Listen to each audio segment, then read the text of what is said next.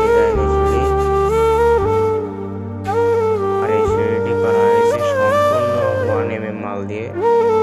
সব 1 mm মাল দিয়ে সিঁড়িটি করা হয়েছে। দেখুন কত সুন্দর একটি ডিজাইন। আর যদি কারো বাসায় থাই গ্লাস অথবা এসএস এর কোনো কাজের প্রয়োজন হয়ে থাকে তাহলে আমাদের সাথে যোগাযোগ করতে পারেন।